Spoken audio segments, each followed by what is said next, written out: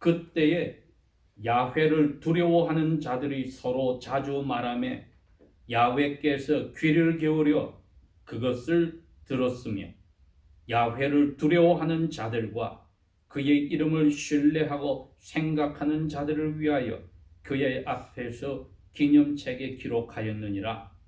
만군의 야훼께서 말하노라. 내가 나의 보석들을 만드는 그날에 그들은 나의 것이 될 것이요 사람이 자기를 섬기는 자기 자신의 아들을 아끼는 것 같이 내가 그들을 아끼리라. 그때에 너희가 돌아와서 의로운 사람들과 사악한 사람들 사이와 하나님을 섬기는 사람들과 하나님을 섬기지 아니하는 사람들 사이를 분별하리라. 아멘. 오늘 저에게 주신 이 말씀은 예수님께서 오시기 전 근 약 400년 전에 이스라엘이 바벨론의 포로에서 페르시아 왕의 칙령에 따라서 야훼의 예레미야를 통하여서 예언한 70년의 유배 생활을 끝나고 일부가 돌아온 사람들의 역사입니다. 고향 땅에 돌아와서 이미 자신들은 이제 왕을 가지지 못하는 페르시아의 속국이 되었고, 그럼에도 불구하고 야훼께서 페르시아 왕의 마음을 움직여서 원하는 사람은 다 고향으로 돌아가서 야훼를 섬기는 성전을 짓고 그 야훼를 섬기고 살 수 있도록 칙령을 내리는 배려를 받았습니다. 이건 큰 기적이죠. 이방인의 왕이 야훼의 감동으로 야훼 이름을 부를 수 있도록 자기들의 인적 재산인 유능한 유대인 포로들을 돌아가게 하는 그러한 칙령을 베풀었습니다. 그렇기 때문에 많은 사람들이 약 43,000명 정도가 돌아오게 되었는데, 포로 생활을 속에서 대부분이 그곳 생활에 안주하고 남아있고 일부만 돌아온 것입니다. 대부분이 유대 귀족들과 왕족들과 선지자 계급과 그리고 제사장들과 레위 자손들과 12지파 중에서도 유다와 베냐민과 나머지 10지파의 소수의 사람들이 동조하고 돌아왔습니다. 그렇지만 자기들의 왕을 가지지 못하고 페르시아의 속국으로 식민지로 살면서 야훼를 섬길 때에 여러 가지 문제들이 발생했습니다. 제일 큰 문제는 성전을 지으라고 포로에서 풀어주었는데 사람들이 여러 가지 방해 공작이 있는 바람에 성전 토대를 세워놓고 짓는 일을 그만두는 일이 생겼고, 그 다음에 그 방해 공작들이 사라졌을 때에는 성전보다도 자기들이 사는 집을 짓기를 더 좋아하는 그러한 잘못된 우선순위를 가진 삶을 살기도 하였습니다. 그랬기에 이 소선지서들은 대부분이 포로 후에 돌아온 왕이 없이 페르시아의 속국으로 살면서 야훼를 입술로는 섬기나 행동과 말로서 마음으로부터는 섬기지 않는 문제 많은 이 백성들을 향한 선지자를 통해서 야훼께서 주시는 사랑의 메시지들입니다. 말라기가 그 중에 제일 마지막 부분에 이제 성전까지 다 지어지고 자기들이 살 집까지 지어진 유대 민족들의 일상생활을 적나라하게 보여줍니다. 전체가 이 55절이 있는데 그 중에 47절이 야훼께서 직접 말을 하십니다. 내가 이렇게 표현을 하시고, 그 다음에 너희들은 이렇게 하는데 나는 이렇게 한다 하고 마치 유대 민족과 대화를 하듯이 법정에서 법관이 죄인들을 추궁하듯이 말씀을 하는, 대화를 하는 방식을 취했습니다. 평소에 저희들이 익숙하지 않기 때문에 먼저 이것을 살펴본다면은, 야훼께서 에돔, 즉 에서의 후손들과는 다르게 포로에서 돌아온 이처럼 자기 중심에 배역하는 백성일지라도 이스라엘 자손을 변함없이 사랑하신다고 이 말라기를 통해서 선포를 먼저 하십니다. 그 후에는 왕족 대신에 있는 이 선지 계급 대신에 있는 제사장 계급들과 그 추종자들이 타락함을 격렬하게 지적을 해 주시면서 야훼의 명령을 그들이 제일 먼저 어긴다고 지탄을 하십니다. 그 다음에는 그 사람들의 행위를 본받는 일반 나머지 유다 민족들이 가장 인간사에서 중요한 결혼 생활에서부터 믿지 않는 이방 사람들과 결혼하며 또 자기가 결혼했던 아내들을 이혼하고 다른 사람을 찾아 결혼하는 사생활이 망가진 것을 다시 지적을 해 주십니다. 그 다음에는 이러함에도 불구하고 말라기가 야훼께 이러한 생활을 계속하는 것을 야훼께서 그대로 팽개쳐 두실 것입니까? 한 그러한 야훼의 정의가 어디 갔습니까? 하고 질문에 야훼께서 대답을 하시는 것이 3장과 4장에 나오는 바로 그겁니다. 하나는 심판의 날이 온다는 것이요, 다른 하나는 야훼의 기름 부음 받은 메시아를 소개하고 그분의 앞길을 닦아줄 예언자 메신저를 보내겠다고 약속을 해주셔서 메시아가 오시는 것이 이 타락한 유대 민족에게 야훼께서 내리는 정의의 심판이기도 한 것을 보여 예언해 주셨습니다. 그러면서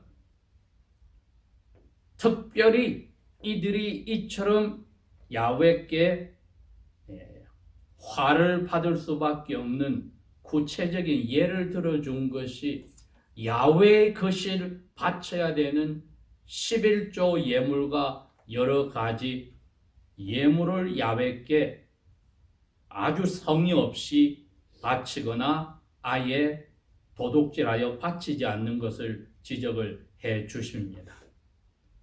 그리고 제일 마지막으로는 선지자를 통하여 희망을 넣어 주시면서 그 대부분이 다 이처럼 사악하지만은 너희 중에 선을 행하는 의로운 소수가 남아있다. 그렇게 약속을 소수에 남아있는 의로운 사람에게 해주시는 시작이 3장 16절부터입니다. 그래서 오늘은 16절에서 18절에 있는 야훼께서 여기서 관찰하시고 드러내 주신 사람들, 의로운 사람들, 야훼를 섬기는 사람들, 거기에 대해서 생각을 해봅니다. 야훼 입에서 하신 말씀이 16절에 이렇습니다. 야훼를 두려워하는 사람들이 서로 자주 말하되, 이게 지금부터 2400년 전에 그 당시에 극소수의 무리들이나 오늘날 신약시대 21세기를 사는 저희들에게도 중요한 이름입니다. 야훼를 두려워하는 사람들. 그래서 제가 제목을 야훼를 두려워하는 사람들의 삶은 무엇일까? 야훼께서 이렇게 표현을 했습니다. 서로 자주 이야기를 하였다. 교제가 빈번하였다는 것입니다.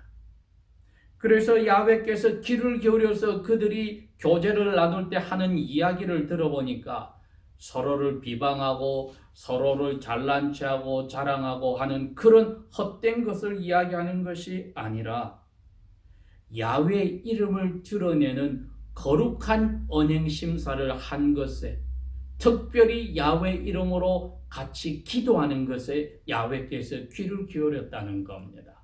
그것이 야훼를 기쁘게 하였습니다. 그러니 첫째, 저희들은 야훼를 두려워하는 삶이란 무엇인가? 야훼께서 기뻐하시는 사람들의 삶이었다는 겁니다. 왜 야훼께서 기뻐하였는가? 그건 오늘 야훼께서 말씀하신 대로 야훼 이름을 신뢰하고 야훼 이름이 드러낸 야훼께서 이름답게 하시는 야훼의 그 인품을, 성품을 무조건 믿어버린 삶이기 때문입니다. 야훼가 무슨 뜻입니까? 스스로 계시는 변함없으신, 약속을 만드시면 반드시 이루시는 분이란 뜻입니다. 그 이름을 두려워하고 믿는다는 것은 야훼께서는 성실하게 우리에게 하신 모든 약속을 분명히 이룬다는 것을 믿는다는 뜻이었습니다. 그랬더니 이러한 소수의 무리에게는 야훼께서 약속을 해 주셨습니다. 야훼를 두려워하는 삶은 야훼께 약속을 받는 사람들의 삶이 세 번째 뜻입니다. 야훼께 약속을 받았다. 우리가 다 그 당시에 유대인들의 소수의 무리들이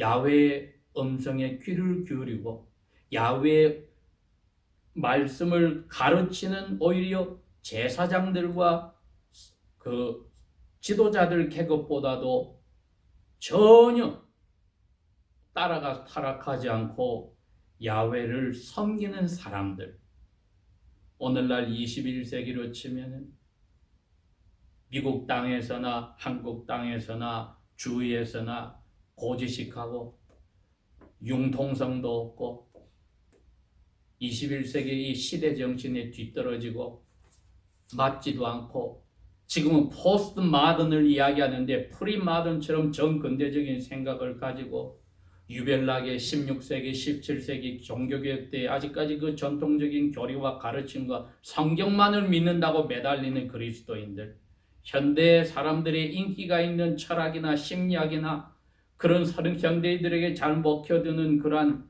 대중 문화 내용도 중요시하지 않고 앞뒤가 꽉꽉 막힌 신앙생활을 하는 소수의 사람들이 바로 그 당시에 이 의로운 야훼를 섬기는 사람들과 같은 무리가 되겠습니다.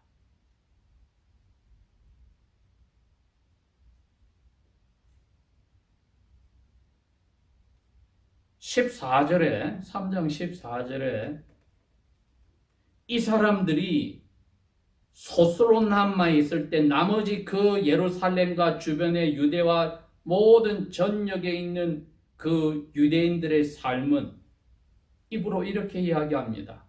우리가 야훼를 섬긴다고 해봤자 다른 이방인들이 신을 섬기는 것보다 나은 게 뭐가 있어? 별 볼 일 없어.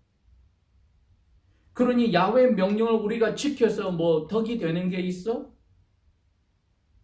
특별한 절기마다 우리가 금식도 하고 우리의 죄를 회개하는 이게 무슨 의미가 있어?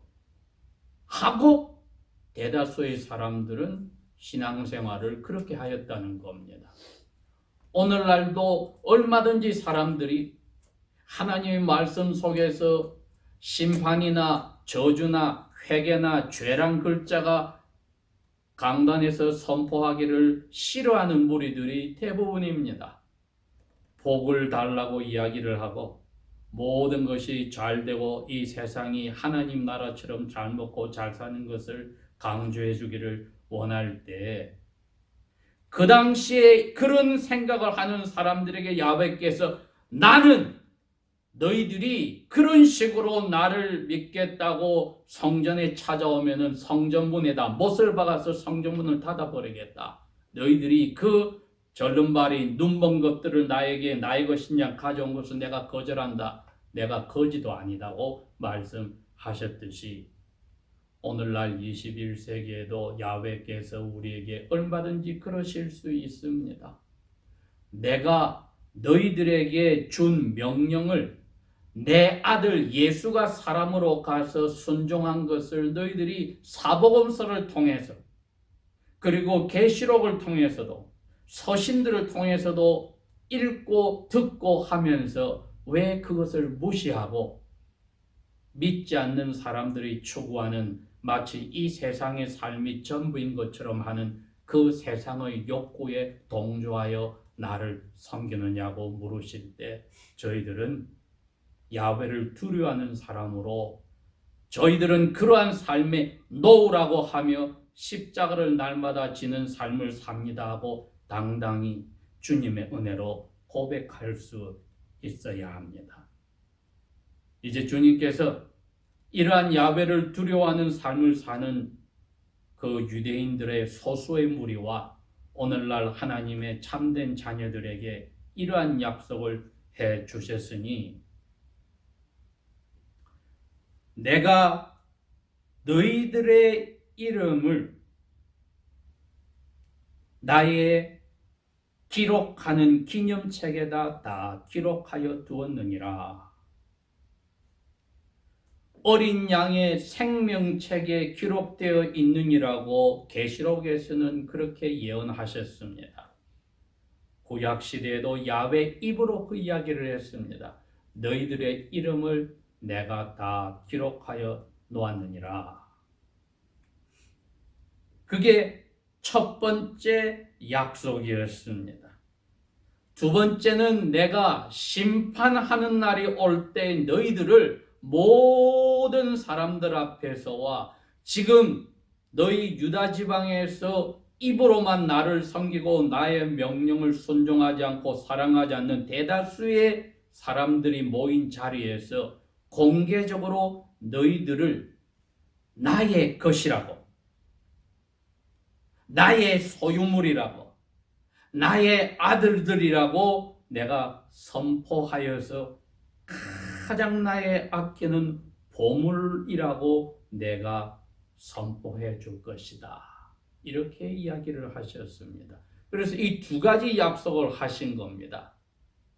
이것은 두 개의 별개의 약속이 아니라 점진적으로 발전해 나가는 것이니 하나는 너희들은 나의 것이라고 하는 시내산에서 애굽의 노예에서 풀려나 모세의 인도하심으로 야훼를 만났던 사람들이 야훼 입에서 들었던 내용입니다.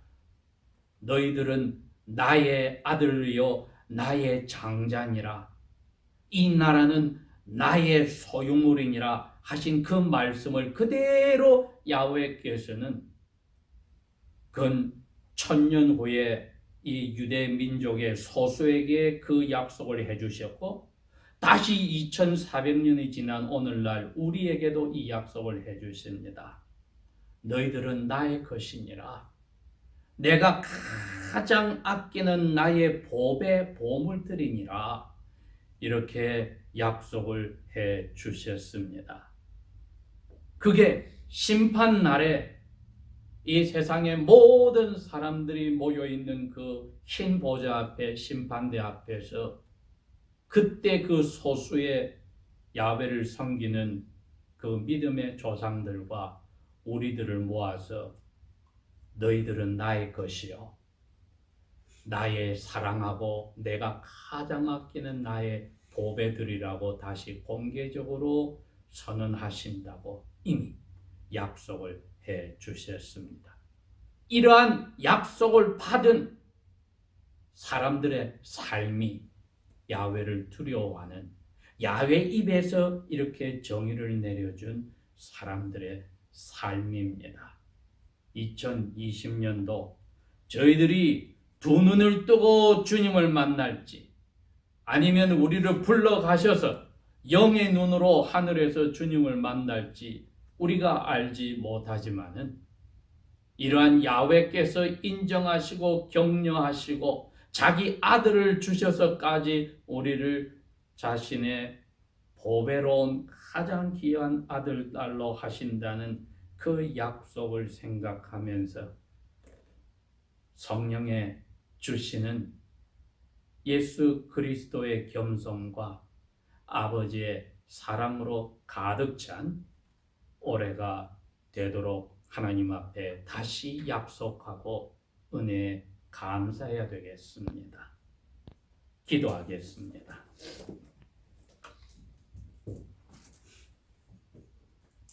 아버지 하나님, 하늘에서 그리고 새하늘과 새 땅으로 바꾸실 때 그 하나님 나라에서 저희들이 아버지의 것이라고 하시며 가장 보배로운 아버지의 소유물임을 선포하시는 날을 저희들이 그 약속을 믿고 오늘도 감사를 드립니다.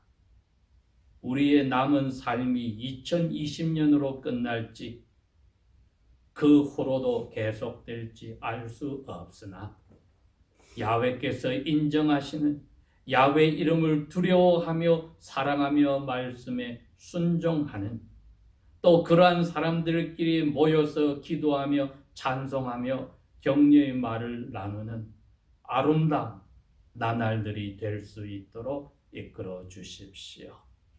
성령께서 이 찬송과 감사와 위로의 날들을 저희 무리 위에 허락하여 주실 줄 믿고 예수님 이름으로 감사 기도합니다. 아멘.